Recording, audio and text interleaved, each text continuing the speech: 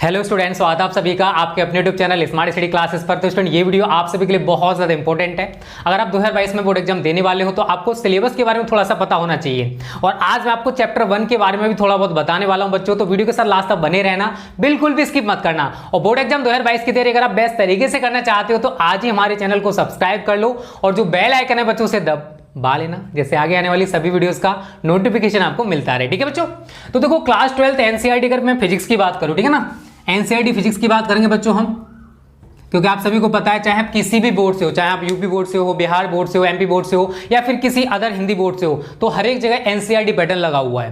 ठीक है, तो हम एनसीईआरटी बेस्ड ही आपको पढ़ाने वाले हैं। एनसीईआरटी का आपको एक एक टॉपिक हम पढ़ाएंगे। ठीक है, तो बच्चों अगर हम बात करें कि जो क्लास 12 की फिजिक्स है वो दो पार्ट में बच्चों डिवाइडेड है, खंड का और खंड खा। पूरा जान लीजिए, सारी चीजें मैं बहुत अच्छे से बताने वाला हूं और कौन सी यूनिट कितने नंबर की आएगी ये भी आज की वीडियो में बताऊंगा। ठीक है, खंड का और इधर लिख लो आप खंड खा। ये बेसिक बहुत ज्यादा जरूरी है, वीडियो को लास्ट तक तब देखना बच्चों, तभी आपकी समझ में सब कुछ आने वाला है। ठीक है, तो बच्चों देखो चैप्टर 1 है आपका वैद्युत आवेश एवं क्षेत्र। वैद्युत आवेश एवं क्षेत्र, electric charge and field, English में लिखना चाहते हो तो आप लिख सकते हो। चैप्टर 2 है बच्चों आपका स्थिर वैद्युत विभव तथा धारिता। स्थिर वैद्युत विभव तथा धारिता। ठीक है, चैप्टर 3 है बच्चों आपका वैद्युत धारा। कौन सा है? वैद्युत धारा, इलेक्ट्रिक करंट, वैद्युत धारा। चैप्टर 4 है बच्चों आपका, देखो ये सारे चैप्टर्स आपको अच्छे तरीके से पढ़ाए जाएंगे, उसकी टेंशन मत लेना। ठीक है, गतिमान आवेश और चुंबकत्व, गतिमान आवेश और चुंबकत्व, मूविंग चार्ज एंड मैग्नेटिज्म। ठीक है, चैप्टर 5 है बच्चों आपका चुंबकत्व एवं द्रव्य, चुंबकत्व एवं द्रव्य, मैग्नेटिज्म एंड मैटर, चुंबकत्व एवं द्रव्य। चैप्टर 6 है बच्चों आपका वैद्युत चुंबकीय प्रेरण, वैद्युत चुंबकीय प्रेरण, इलेक्ट्रोमैग्नेटिक इंडक्शन, इंग्लिश में लिख लेना। ठीक है, इंग्लिश भी जरूरी है आप सभी के लिए। चैप्टर 7 है बच्चों आपका प्रत्यावर्ती धारा। कौन सा है? अल्टरनेटिंग करंट, जो कि फिजिक्स का एक बहुत ही ज्यादा इंपॉर्टेंट चैप्टर भी माना जाता है, इसलिए इसको आपको अच्छे तरीके से समझना है, समझाऊंगा मैं, उसकी टेंशन मत लेना। चैप्टर 8 है बच्चों आपका वैद्युत चुंबकीय तरंगें, वैद्युत चुंबकीय तरंगें, इलेक्ट्रोमैग्नेटिक वेव्स, वैद्युत चुंबकीय तरंगें, इलेक्ट्रोमैग्नेटिक वेव्स। ठीक है ना, ये 8 चैप्टर्स जो हैं बच्चों वो खंड का में हैं और इनको भी फिर यूनिट्स में डिवाइड किया गया है। इसकी 5 यूनिट बनाई गई हैं। कितनी यूनिट बनाई गई हैं? 5 यूनिट्स बनाई गई हैं। इनको एक यूनिट में रखा गया, इन दोनों चैप्टर्स को, इसके लिए एक यूनिट है। गतिमान आवेश और चुंबकत्व, इसके लिए एक यूनिट है। इन दोनों चैप्टर्स के लिए एक यूनिट है और इसको एक अलग यूनिट में रखा गया है। तो आपको पूरी नॉलेज होनी चाहिए बच्चों। इसको, ये यूनिट है आपकी इलेक्ट्रोस्टैटिक्स, स्थिर वैद्युत की। यूनिट 1 कौन सी है? स्थिर वैद्युत की, स्थिर वैद्युत की, वैद्युत की, इलेक्ट्रोस्टैटिक्स इंग्लिश में कहते हैं इसको। ठीक है, यूनिट 1 आपकी कौन सी है? स्थिर वैद्युत की, इलेक्ट्रोस्टैटिक्स। यूनिट 2 आपकी धारा वैद्युत, यूनिट 2 कौन सी है? धारा वैद्युत, धारा वैद्युत, करंट इलेक्ट्रिसिटी, धारा वैद्युत। ठीक है ना, करंट इलेक्ट्रिसिटी सेकंड यूनिट हो जाएगी बच्चों आपकी। ये यूनिट्स भी आपको तैयार करनी पड़ेंगी। ठीक है ना, तीसरी यूनिट है आपकी यूनिट 3 वैद्युत धारा का चुंबकीय प्रभाव, वैद्युत धारा का चुंबकीय प्रभाव, चुंबकीय प्रभाव तथा चुंबकत्व, तथा चुंबकत्व। ये यूनिट है बच्चों आपकी यूनिट 3, वैद्युत धारा का चुंबकीय प्रभाव तथा चुंबकत्व। क्लियर है ना? उसके बाद यूनिट आपकी 3 होगी, यूनिट 4 है आपकी, ये यूनिट 4 है। यूनिट 4 में आपके 2 लेसन्स रखे गए बच्चों, वैद्युत चुंबकीय प्रेरण तथा प्रत्यावर्ती धारा। इन्हीं दोनों को मिलाकर एक यूनिट बना दो, वैद्युत चुंबकीय प्रेरण तथा प्रत्यावर्ती धारा। ये यूनिट का नाम है वैद्युत चुंबकीय प्रेरण तथा प्रत्यावर्ती धारा, तथा प्रत्यावर्ती धारा। उसके बाद लास्ट यूनिट है आपकी यूनिट 5, मतलब खंड का की यूनिट 5 है आपकी वैद्युत चुंबकीय तरंगें, वैद्युत चुंबकीय तरंग है। ठीक है बच्चों, तो छोटी छोटी चीजें देखो आपको पता होंगी तो आपको दिक्कत नहीं होने वाली बच्चों, तो ये चीजें पता करो। ठीक है ना। उसके बाद बात आती है बच्चों कि ये यूनिट्स कितने कितने मार्क्स की पूछी जाती हैं बोर्ड परीक्षाओं में, ये भी आपके लिए बहुत ज्यादा जरूरी है बच्चों। तो देखो जो यूनिट 1 है जिसमें 2 लेसन आपके रखे गए हैं, चैप्टर 1 एंड चैप्टर 2, बोर्ड परीक्षाओं में बच्चों यहां से 8 मार्क्स का पूछा जाता है। कितने मार्क्स का पूछा जाता है यहां से? ये जो यूनिट 1 है जिसमें 2 लेसन हैं आपके चैप्टर 1 एंड चैप्टर 2, यहां से बोर्ड परीक्षाओं में बच्चों 8 मार्क्स का पूछा जाता है। जो दूसरी यूनिट है बच्चों, यहां से बोर्ड एग्जाम्स में 7 मार्क्स का पूछा जाता है। कितने मार्क्स का पूछा जाता है? 7 मार्क्स का पूछा जाता है। यूनिट जो हमारी 3 है बच्चों, यहां से बोर्ड परीक्षाओं में 8 मार्क्स का पूछा जाता है। और जो चौथी यूनिट है बच्चों, यहां से भी बोर्ड एग्जाम में 8 मार्क्स का पूछा जाता है। और जो लास्ट यूनिट है बच्चों आपको जो दिखाई दे रही है वैद्युत चुंबकीय तरंगे वाली, यहां से बोर्ड एग्जाम्स में 4 मार्क्स का आता है। तो अगर आप टोटल काउंट करोगे तो 8 और 7 15 और 8 23 और 8 31 और 4 35, मतलब जो खंड का है यहां से बोर्ड एग्जाम्स में 35 मार्क्स का पूछा जाता है। और खंड खा से भी 35 मार्क्स का पूछा जाएगा बोर्ड एग्जाम्स 2022 में। अब खंड खा में कौन कौन से चैप्टर्स हैं, कौन कौन सी यूनिट्स हैं, ये भी मैं आपको बताने वाला हूं। ठीक है बच्चों, तो चैप्टर 8 तक यहां तक कंप्लीट हो चुके हैं। उसके बाद चैप्टर 9 है आपका किरण प्रकाशिकी, रे ऑप्टिक्स, किरण प्रकाशिकी एवं प्रकाशिक यंत्र, किरण प्रकाशिकी एवं प्रकाशिक यंत्र, प्रकाशिक यंत्र। चैप्टर 10 है बच्चों आपका तरंग प्रकाशिकी, वेव ऑप्टिक्स, तरंग प्रकाशिकी। बहुत ही ज्यादा इंपॉर्टेंट, अगर फिजिक्स का सबसे ज्यादा इंपॉर्टेंट अगर कोई पोर्शन है बच्चों तो वो यही है। दोनों चैप्टर्स हैं, ऑप्टिक्स इनको बोला जाता है, जिसमें ray optics and wave optics दोनों शामिल हैं। ठीक है बच्चों। उसके बाद चैप्टर 11, तो कोई फिजिक्स से ज्यादा टफ नहीं है। अगर आप इसे टफ मानोगे तो बहुत टफ है यार, इतना कुछ पढ़ना पड़ेगा हमको, और देखोगे तो इसमें कुछ नहीं है। ठीक है। विकिरण तथा द्रव्य की द्वैत प्रकृति, चैप्टर 11 कौन सा है? विकिरण तथा द्रव्य की द्वैत प्रकृति, द्वैत प्रकृति, radiation and dual nature of matter. ठीक है। चैप्टर 12 है परमाणु, एटम, परमाणु, बहुत इंपॉर्टेंट है ये भी। चैप्टर 13 है आपका नाभिक, चैप्टर 13 कौन सा है? न्यूक्लियस या नाभिक। एंड चैप्टर 14 है आपका इलेक्ट्रॉनिक युक्तियां। ठीक है ना। इलेक्ट्रॉनिक युक्तियां, पदार्थ, उसमें बहुत सारे शामिल होते हैं। पदार्थ है आपका सरल परिपथ, तो यहां मैं लिख दे रहा हूं इलेक्ट्रॉनिक युक्तियां, इलेक्ट्रॉनिक युक्तियां। ठीक है। ये हैं बच्चों आपके 14 चैप्टर्स जो कि बहुत ज्यादा इंपॉर्टेंट है। ठीक है। अब बच्चों बात करते हैं यार कि कितने यूनिट्स इनमें बनते हैं। ठीक है। यूनिट 5 तक तो बच्चों हमारे यहां तक कवर हो चुका है, ये यूनिट 5 यहां तक है। अगर मैं उधर बात करता हूं तो ये जो दोनों चैप्टर्स हैं इनको एक यूनिट में रखा गया है जिसका नाम है प्रकाशिकी। क्या है? यूनिट 5 तक कंप्लीट हो चुका है। यूनिट 6 मैं इसको नाम देने वाला हूं यूनिट 6। क्या नाम है? प्रकाशिकी, ऑप्टिक्स जिसको बोलते हैं, प्रकाशिकी। उसके बाद ये जो चैप्टर है बच्चों, ये एक अलग यूनिट है अपनी, ये वाला जो है ये यूनिट 7 में रखा गया है। और यूनिट 7 का नाम है, वही है जो इस चैप्टर का नाम है, विकिरण तथा द्रव्य की द्वैत प्रकृति। यही यूनिट 7 है आपके, मैं यूनिट 7 लिख देता हूँ, यूनिट 7, विकिरण तथा द्रव्य की द्वैत प्रकृति। मतलब जो चैप्टर का नाम है वही यूनिट का भी नाम है, और इसमें केवल एक ही चैप्टर है, विकिरण तथा द्रव्य की द्वैत प्रकृति, द्वैत प्रकृति। उसके बाद इन दोनों चैप्टर्स को एक यूनिट में रखा गया है और उसका नाम है यूनिट 8 है आपकी ये परमाणु तथा नाभिक। क्या नाम है इस यूनिट का? परमाणु तथा नाभिक। और ये हमारी खुद की एक यूनिट है, यूनिट 9 इलेक्ट्रॉनिक युक्तियां।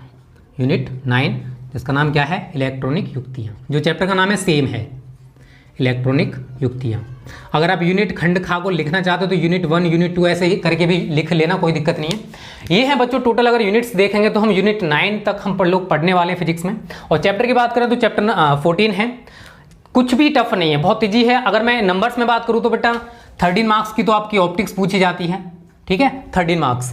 एंड 6 मार्क्स की आपकी ये है यूनिट है विकिरण तथा द्रव्य वाली, 6 मार्क्स। एंड 8 मार्क्स की ये यूनिट है और 8 मार्क्स की आपकी ये यूनिट है। और इनको भी काउंट करोगे तो टोटल ये 35 मार्क्स बन जाएंगे। ये भी 35 मार्क्स है और वो भी 35 मार्क्स हैं। इस तरीके से बच्चों हम पूरी फिजिक्स को ये कैटेगरीज में पढ़ने वाले हैं। चैप्टर 1 से हम लोग स्टार्ट करेंगे। आज मैं चैप्टर 1 स्टार्ट कर दे रहा हूं, आपको बेसिक बता दे रहा हूं चैप्टर में हम क्या पढ़ने वाले हैं और क्या क्या रहेगा बच्चों। पहले इसका स्क्रीनशॉट ले लीजिए, क्योंकि 2022 में यही सिलेबस आपका रहने वाला है। अगर कम ज़्यादा जो भी होता है वो आगे जाके देखा जाएगा, बट अभी तो आपको पूरा सिलेबस से पढ़ना होगा। ठीक है बच्चों, स्क्रीनशॉट सभी ने ले लिया होगा। चलिए मैं अब आपको चैप्टर 1 जो है वो बताने वाला हूँ बच्चों, क्योंकि ये चैप्टर इंपॉर्टेंट है और सारे चैप्टर्स बहुत अच्छे से हम लोग डिस्कस करने वाले हैं। स्क्रीनशॉट सभी ने ले लिया और वीडियो को लाइक और शेयर कर दिया करो यार। अब देखो चैप्टर 1 मैं अब स्टार्ट कर दे रहा हूँ। आज मैं आपको बेसिक बता दे रहा हूँ कि चैप्टर में हम लोग क्या पढ़ने वाले हैं, क्या क्या इंपॉर्टेंट है इस चैप्टर में, क्या क्या पूछा जाता है। और न्यूमेरिकल्स में आपको एनसीईआरटी एंड कुमार मित्तल दोनों के कराऊंगा, ठीक है, क्योंकि बोर्ड एग्जाम में ज़्यादातर जो न्यूमेरिकल्स हैं कुमार मित्तल की बुक से आते हैं और एनसीईआरटी बेस्ड कभी कभी न्यूमेरिकल बन जाता है, तो आपको दोनों ही बुक के न्यूमेरिकल्स लगाने हैं और दोनों से ही तैयारी करनी है। ये नहीं केवल एनसीईआरटी से पढ़ोगे या केवल कुमार मित्तल से पढ़ोगे, ऐसा नहीं करना है। आपको दोनों बुक से पढ़ना होगा, कुमार मित्तल भी लगानी पड़ेगी और एनसीईआरटी भी लगानी पड़ेगी, तभी जाके आपका सपना है ना 90+ वाला वो पूरा हो पाएगा। ठीक है, तो दोनों बुक आपको पढ़नी होगी बच्चों, एनसीईआरटी प्लस कुमार मित्तल। और मैं आपको दोनों ही बुक का मटेरियल पढ़ाऊंगा, टेंशन मत लो। तो यहां पर हम लोग स्टार्ट करते हैं चैप्टर 1, वैद्युत आवेश एवं क्षेत्र, इलेक्ट्रिक चार्ज एंड फील्ड।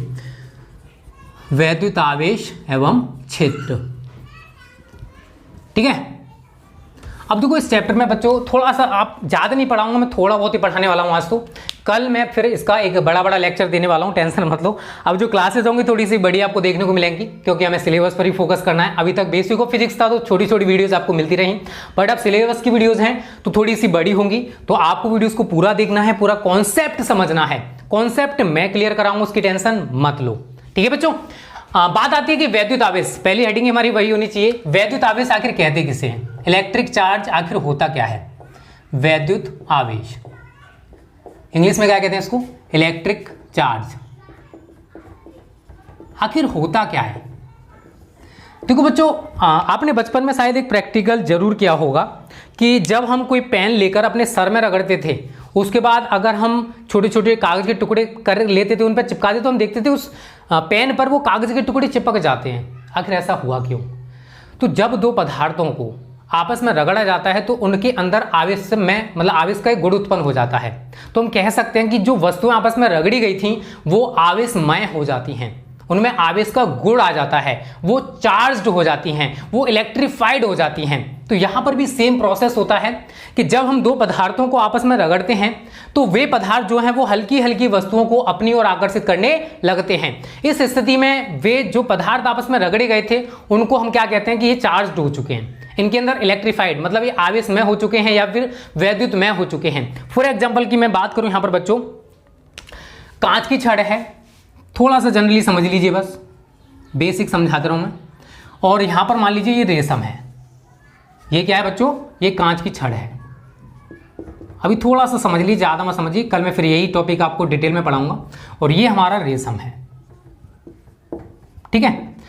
जब तक हमने कांच की छड़ को रेशम से नहीं रगड़ा तो इन पर कोई भी असर नहीं पड़ने वाला है, ना तो ये कोई रिएक्ट करेगा और ना ही रेशम कोई रिएक्ट करने वाला है। बट जब हम कांच की छड़ को रेशम से रगड़ते हैं तो हम देखते हैं कि कांच की छड़ को जब रेशम से रगड़ा गया तो कांच की छड़ पर कैसा चार्ज आ जाता है, पॉजिटिव चार्ज।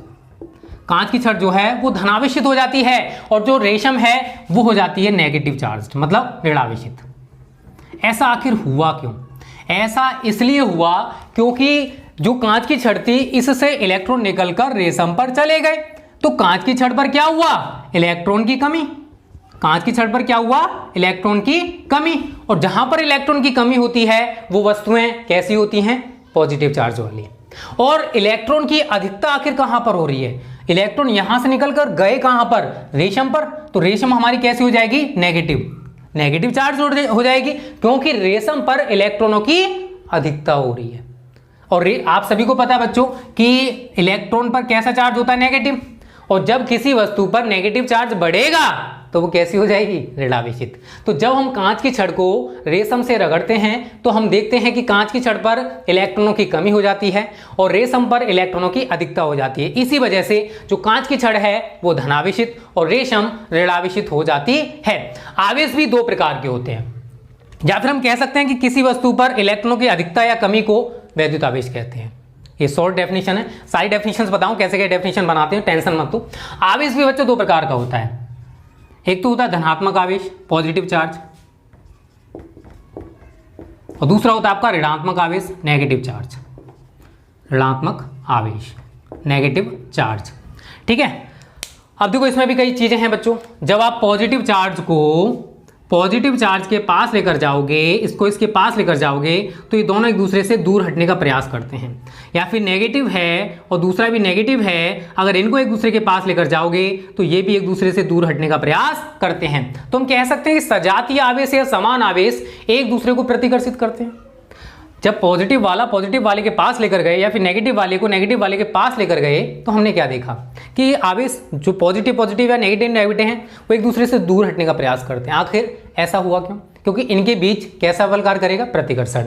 अगर मैं उल्टा कर दूं, एक हमारे पास पॉजिटिव है और दूसरा हमारे पास नेगेटिव है, जब इन दोनों को एक दूसरे के पास ले जाया जाता है तो ये दोनों एक दूसरे को आकर्षित करते हैं। तो इसका मतलब क्या हुआ कि विपरीत आवेश एक दूसरे को आकर्षित करते हैं, लेकिन समान आवेश या सजातीय आवेश एक दूसरे को प्रतिकर्षित करते हैं। ठीक है बच्चों, और बात करें यार आवेश का यूनिट क्या होता है, तो कूलाम। ये छोटी छोटी बातें आपको याद रखनी पड़ेंगी बच्चों। मूल आवेश के बारे में बताऊंगा। कोई भी आवेशित कण है जिस उस पर जितना कम से कम आवेश रह सकता है उसको मूल आवेश कहते हैं। आवेश का क्वांटीकरण मैं आपको बताऊंगा। आवेश बहुत सारी चीजें हैं, कूलाम का नियम हम इसमें पढ़ने वाले हैं बच्चों, बहुत ज्यादा इंपॉर्टेंट है। ठीक है ना, और एप्सिलॉन नॉट के बारे में भी आपको बताऊंगा। एप्सिलॉन नॉट के बारे में भी आपने सुना होगा क्योंकि क्लासेस कई चैनल्स पर स्टार्ट हो चुकी हैं, बट हम आपको डिस्कस करेंगे बहुत अच्छे तरीके से। एक एक पॉइंट में बहुत बारीकी से समझाने वाला हूं बच्चों। अभी तो मैंने केवल बेसिक बताया, थोड़ा सा बता दिया आज चैप्टर के बारे में। कल हम शुरू से पढ़ेंगे, एक एक हेडिंग में आपको बताऊंगा। और बात है स्मार्ट एंड लाइव क्लासेस की, तो वो जल्दी स्टार्ट होंगी। आपका सिलेबस पीछे ना हो, इसी वजह से हमने क्लासेस को स्टार्ट कर दिया है, जिससे कि बच्चों कुछ ना कुछ तो आपका होगा ना सिलेबस कंप्लीट। ये जरूरी है क्योंकि बाद में फिर ऐसा भी हो सकता है कि थोड़ा सा सिलेबस लेट खत्म हो, तो हम ऐसा नहीं चाहते थे। तो आज की वीडियो को यहीं पर समाप्त करते हैं बच्चों। उम्मीद करते हैं वीडियो आपको अच्छी लगी होगी। अच्छी लगी तो वीडियो को लाइक और शेयर करने में मत करना। Okay students, thanks for watching this video.